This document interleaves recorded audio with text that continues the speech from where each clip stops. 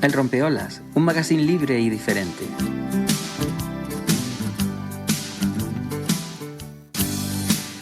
Bueno, pues muy bien, seguimos adelante. La siguiente entrevista es con Carlos Rodríguez, como antes le comentaba en la presentación del programa. Carlos es el consejero de Medio Ambiente del Cabildo Insular de Fuerteventura. Y bueno, ya hemos comentado con él otras veces y tal. Ahora vamos a hablar de dos temas importantes.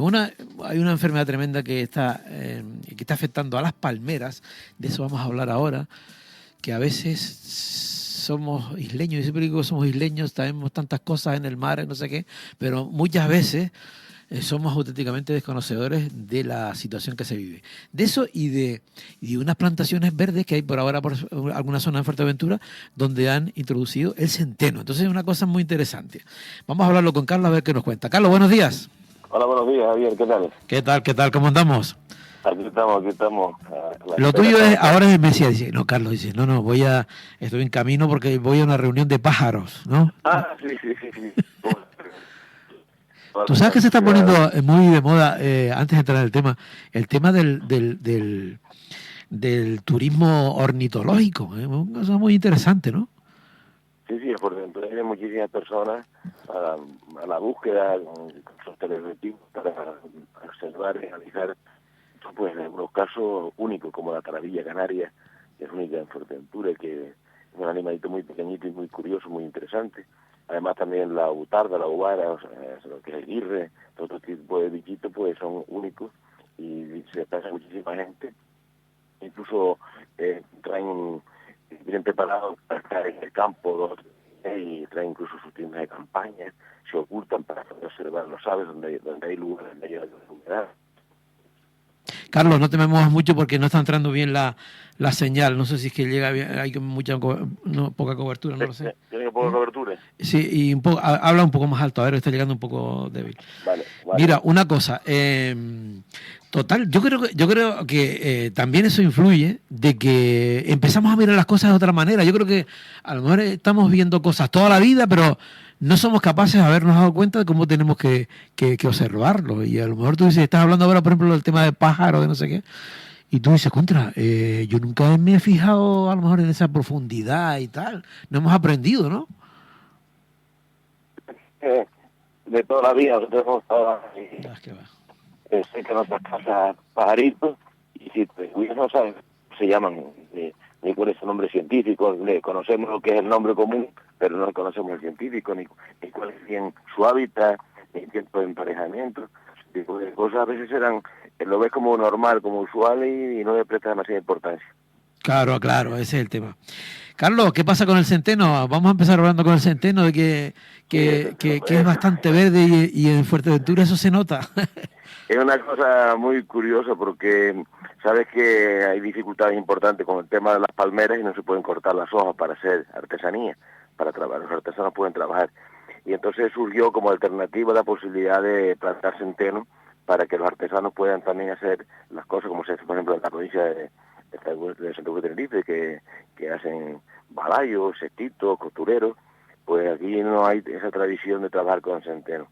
Entonces, pues yo traje la palma unos 5 o 6 kilos y plantamos en torno a 1.500 metros cuadrados y está funcionando muy bien, tiene como 1,5 metros de alto en algunas zonas y está espigando y está muy bonito.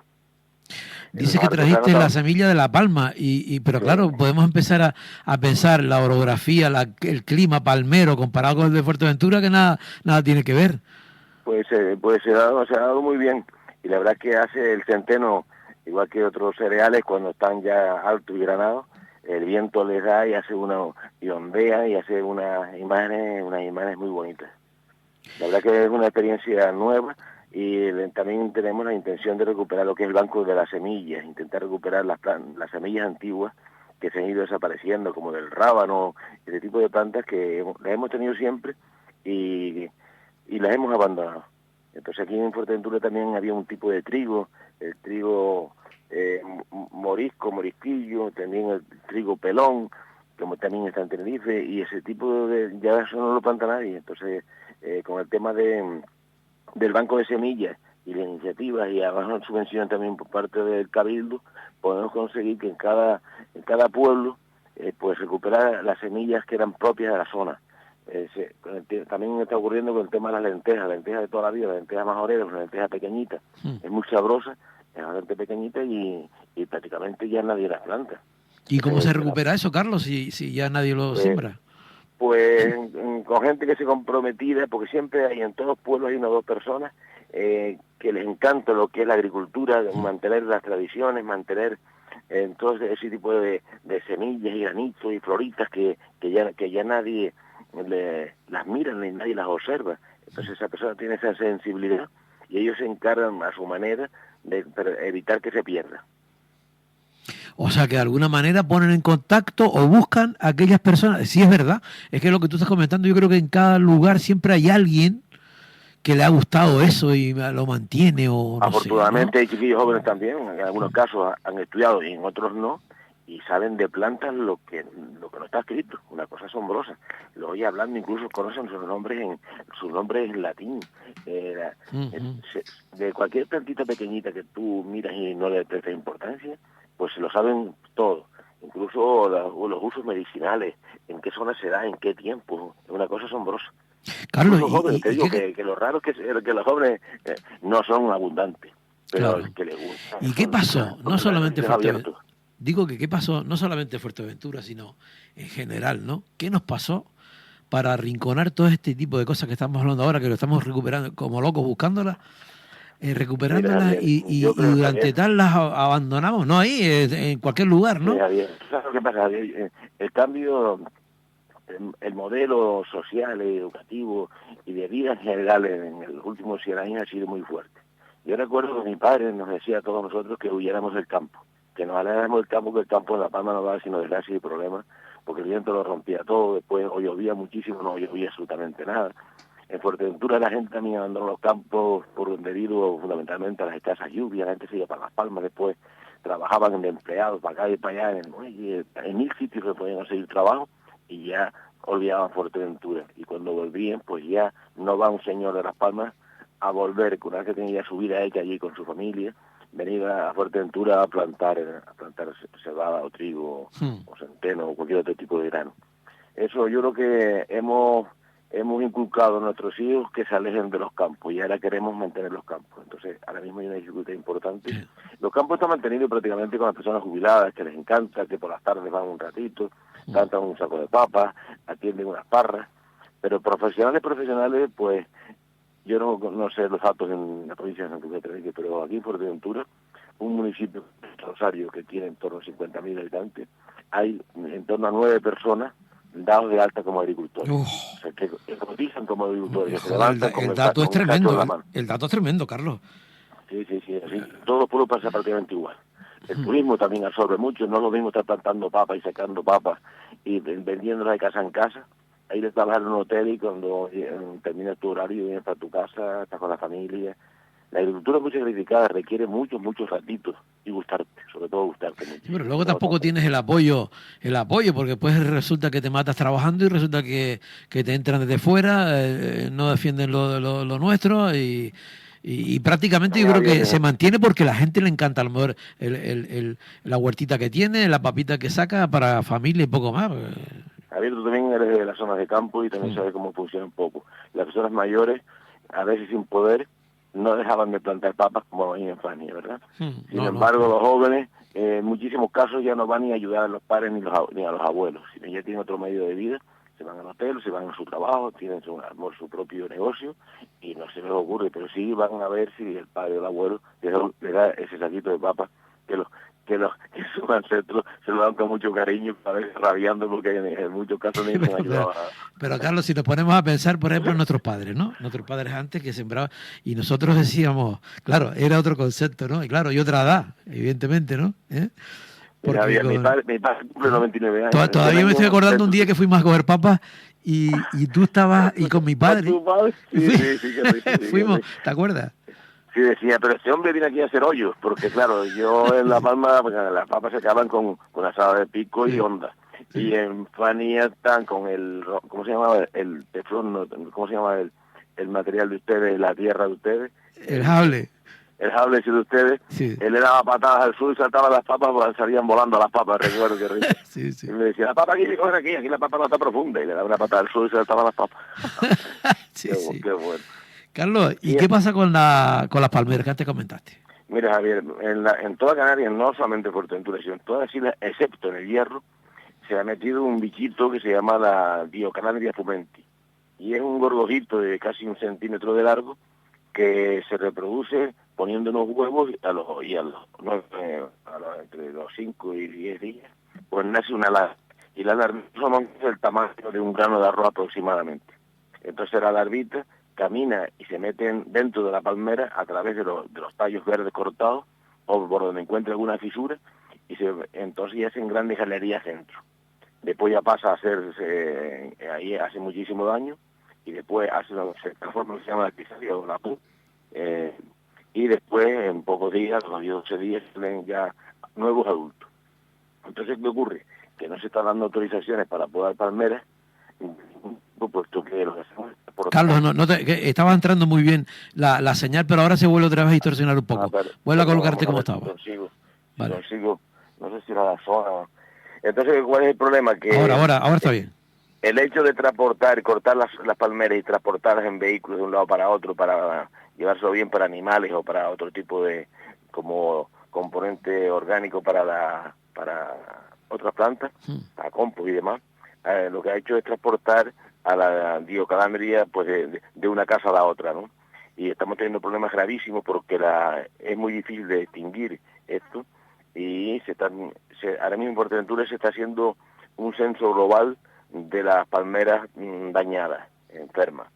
Date cuenta que en Fuerteventura hay en torno a 86.000 palmeras y muchísimas de ellas están enfermas. Y entonces tenemos que hacer un tratamiento una vez que tengamos baremada la cantidad de palmeras. Y vamos a intentar llegar a un convenio con el gobierno de Canarias para tratarlas todas.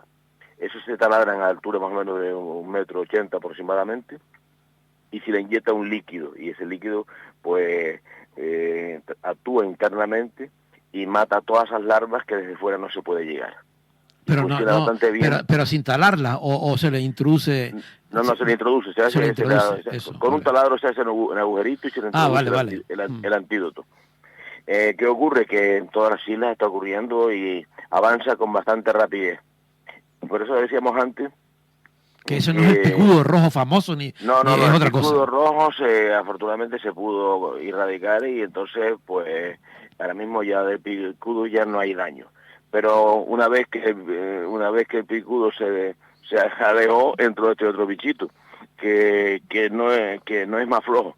No mata, pero daña y le hace perder fuerza a la palmera.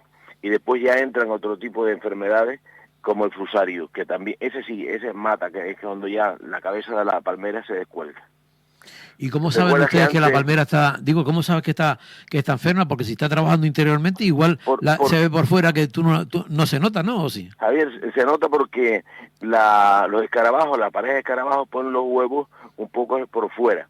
Y cuando el gusanito ya empieza a crecer, taladra y se mete para adentro. Entonces ves el agujerito del taladro, de en torno a 2 milímetros. El huequito por donde el bichito se mete.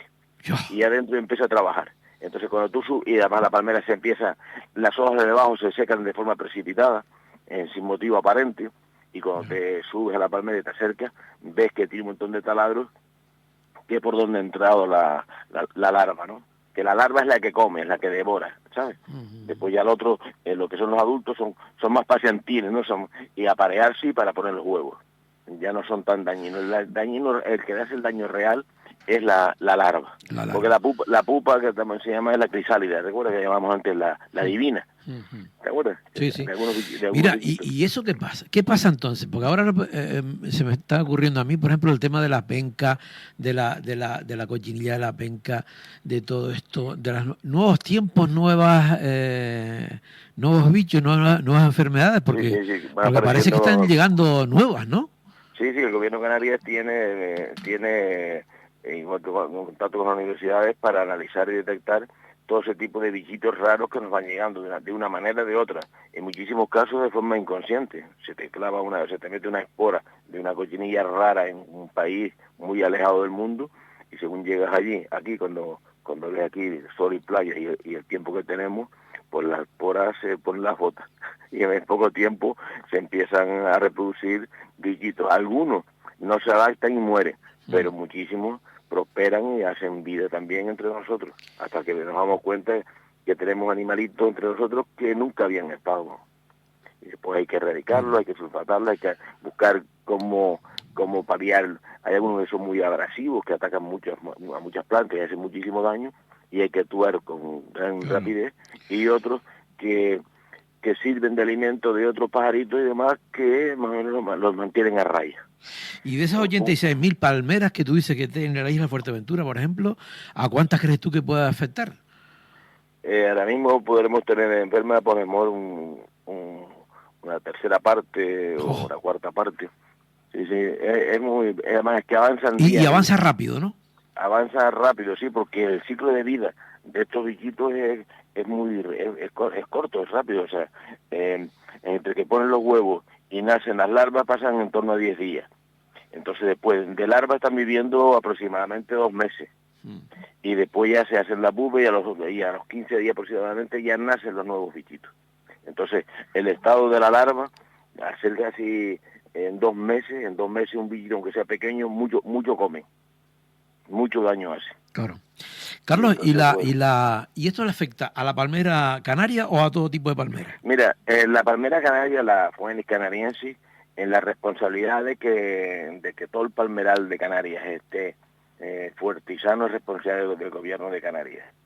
Entonces, los cabildos y los ayuntamientos hacen lo que pueden también, dando permisos y autorizaciones específicas a empresas autorizadas para trabajar con ellas. Pero claro, hacer en toda Canarias, ahora mismo tenemos un problema importante. Ya en Lanzarote tienen un convenio muy importante con el gobierno de Canarias para tratarlas absolutamente todas, públicas y privadas, porque de nada te vale que la palmera de tu casa la trate y la del vecino de al lado pues no haga nada. Claro. Entonces, se trata del 100% de las palmeras afectadas. Si queremos conseguir que sea efectivo el tratamiento, te digo que la empresa, la fábrica que tiene el antídoto está en Paiporta, en Valencia. Seguro que se oía mucho nombrar este pueblo. Claro. Por La Habana. Exactamente. Han tenido también problemas graves con su empresa, y ahora ya están pues, un poco saliendo y están enviando nuevamente estos antídotos para seguir trabajando aquí en las islas. La universidad está intentando también llegar a un arreglo para conseguir lo que es la fórmula idónea para seguir trabajando, y no sé en qué punto están, pero la última vez que yo hablé de este tema iban a estar conversaciones bastante adelantadas, pero me imagino que la propia fábrica lo tendrán como un secreto, ya esto es cuestión más bien empresarial. Como que sea, el palmeral canario es una pena porque son palmeras de muchos años que dan mucha vista y mucha un poco alegría a las zonas más pobres, y a la gente les gusta tenerlas. No es así por los datos. Y a nivel productivo, por ejemplo, La Gomera, con el guarapo, toda esa historia. Pues, claro, ahí también tiene un problema muy grave, claro. Sí, tiene un problema. Claro. Porque cuando tocas para el guarapo, un poco las desproteges, porque tienes muchas zonas verdes al alcance del acceso de entrada a la palmera de las larvas de la Diocalantia. Carlos, el día 5 dice que es el día del medio ambiente. ¿Cómo está el tema? Dice que este año van a hablar sobre la contaminación por plásticos. Mira, nosotros por esta fecha aproximadamente siempre hacemos lo que llama un comité científico de medio ambiente en Fuerteventura, y hacemos por unas jornadas bastante importantes, desde jueves a domingo, donde participan muchísimas personas relacionadas con lo que nos gusta, que es lo que es el medio ambiente y la defensa de los elementos naturales y los trabajos para conseguir mejoras en general relacionados con el cambio climático, de este tipo de enfermedades de las plantas, cómo recuperar las zonas húmedas que es susceptible de que regeneren la biodiversidad y todo ese tipo de cosas. Hay un montón de gente en la universidad, hay un montón de gente en el país que está sumamente pendiente sobre las 24 horas del día para que el mundo vaya cada vez mejor. Lo que yo dudo es que hayan tantas personas en otro lado que estén dispuestos a colaborar y evitar que las cosas funcionen bien. Sí, pues seguimos tirando basura, seguimos sin planificar los residuos, caso uso participar poco de las nuevas tecnologías. Aparecen productos nuevos como pueden ser las algas, que también pueden ser fructíferas y adecuadas para uso de abonos y otras cosas, y entonces tardamos un poco, el mundo lleva su ritmo natural y el hombre va un poco por el camino del medio, no lo sé. ¿Y tú crees que cada vez estamos cogiendo más conciencia en ese aspecto? Porque, en fin, yo no sé si, claro, ahora con el tema también de redes, de las redes y tal, vemos, es tremendo. O sea, yo creo que no aprendemos o igual es que ponemos el foco, Carlos, en lo negativo, el que tiró aquello, y no estamos poniendo el foco en lo positivo y la gente que sí funciona bien. Mira, Javier, la evolución del hombre es muy, muy lenta. Nosotros, tú recuerdas cuando nosotros éramos relativamente jóvenes, oíamos decir que aquellas personas que viajaban a Dinamarca y estos países del norte venían admirados porque en el suelo no había ni un solo papelito, ni un palillito, ni una colilla, nada de nada. Y nosotros aquí nos reíamos que como que eso era imposible que eso ocurriera. Sí. ¿Te recuerdas de esa época? Claro. ¿Cuántos años han pasado eso? Pues todavía seguimos tirando cositas. Mira, no hace una hora estuve hablando yo con un compañero nuestro, con Mauro, amigo en común, que estaba en Checoslovaquia, me decía justamente eso. Dice, aquí miras y no hay nada en el suelo, no hay un papel, no hay nada. Fíjate, ¿no? ¿Sabes? Te comentaba un poco de bromas que yo recuerdo cuando todavía la gente iba por las calles, incluso en las casas particulares, cuando se rascaban las espaldas y fumaban con cachimba y se escupía muchísimo. Sí. En eso sí hemos avanzado un poquito, ya parecemos más gente, ¿no? Sí, pero en otras cosas no. ¿Oíste? Ya no apoyamos el pie en la pared. Apoyar la piel en la pared y que los padres pintaban, esa casa queda ahí, ¿qué tal? Que acabo de pintarla. Sí. Llegó tú pintando y te venía un vecino y te ponía el pie en la pared y ya jodido. Yo creo que la evolución del ser humano es muy lenta. Date cuenta que el propio organismo nuestro no se adapta del todo. Todavía los mismos dedos y la forma de trabajar nuestras manos, la evolución la ha hecho que ya los dedos no tienen la fortaleza que tenían antes, las uñas ya están distintas, una evolución preparada para oficina prácticamente. Ahora vendrá dentro de la evolución como continúe, ¿no? Tendremos unos pulgares enormes para que eso es lo que estamos desarrollando con el WhatsApp. Para el móvil. Y para el móvil. Para el móvil. Sí. Sí, la mente humana siempre está un poco hurgando buscar mejoras, pero te digo, como decíamos antes, seguramente habrá muchísimas personas que no se adaptan a esas mejoras y prefieren vivir en aquel mundo arcaico que tenía cosas buenas y cosas, amor, no tan buenas. Vivimos más años y tenemos más tiempo para hacer más daño, yo creo. Sí, tendríamos que hacer, en fin, tantas cosas. Carlos, pues nada, te dejo. Ha sido un placer, como siempre, hablar de Fuerteventura y hablar del medio y de las cosas. La cosa que nos gusta, que es un poco la naturaleza, el campo, en este caso también los pajaritos. Claro. Y ahora por cierto, hablando de los pajaritos, este año llegaste a ser campeón tú siempre eres un gran campeón del mundo. Sí, ¿Estamos hablando del mundo o no? Sí, quedé campeón del mundo con una variedad de pájaros que se llama Scott Fancy, en la variedad del hipocromo blanco. Mandé un pajarito blanco y obtuvo pues el primer premio. Y estaba el pájaro pues, muy bonito en Portugal. ¿Cómo se puede decir que eres campeón del mundo y lo dices así como si nada? No. Ya otros años también he tenido esa suerte. No, mira, lo que hemos siempre hablado, es lo que nos gusta, Javier. Claro. Mira, es como decía, no sé si fue, no me acuerdo qué humorista fue, que decía el otro día, dice, mira, la diferencia entre el perro y el gato. Dice, el gato está bien para que el que está muy crecidito, ¿no? Entra por la puerta, tú por ejemplo, dice quedé campeón del mundo con el pájaro, ¿no? Y entra por la puerta y el gato te mira como si pasando de ti, ¿viste? Un día más. Claro. Él dirá, un día más, un día menos. Mira, y a ese nivel, por ejemplo, claro, a niveles de esos pájaros, hay muchísima gente también que practica ese... Mira, Javier, te puedes quedar asombrado la cantidad de personas que hay en Canarias criando pájaros, la ornitología deportiva que llamamos nosotros. Muchísimas. En Santa Cruz, por ejemplo, es rara las personas que en sus azoteas, ya un tanto a punto de jubilarse y no tanto, que tienen muchísimos pájaros. El melao tinerfeño, por ejemplo, es una variedad que se consiguió gracias al esfuerzo y el trabajo de un montón de personas durante muchísimos años por mantener el estándar de ese pájaro, el melao tinerfeño. Y así, pues en cada región, en cada zona, hay personas que son pues fanáticos de una variedad que les encanta y entonces pues las mantienen en el estándar y cuando van al concurso pues esos paros destacan. Carlos, Sí, claro. yo estoy todavía en primero de esa, de esa materia. Primero de primaria. Así que necesito que llamarte otro día que nos expliques un poco para aprender todo del tema de la canaricultura y los pájaros. ¿Te parece? En paro lo más importante es eso. En paro, ahora mismo en Canarias hemos tenido la suerte que después de una larga batalla conseguir que el paro esté considerado bien inmaterial cultural de Canarias. Porque el paro canario ha sido el mejor mensajero de la propia canariedad. Cuando en el siglo III antes de Cristo ya hablaban de los paros canarios en algunos libros. Y después nosotros hemos vivido todavía con el paro canario y el paro canario aquí en Canarias prácticamente ni se le nombra. Lo ves por ahí, pero ni se le nombra.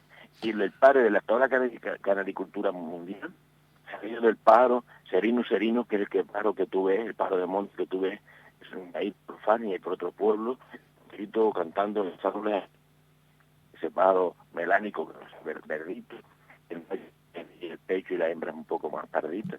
Y ese paro es el símbolo, es el padre de la organización mundial.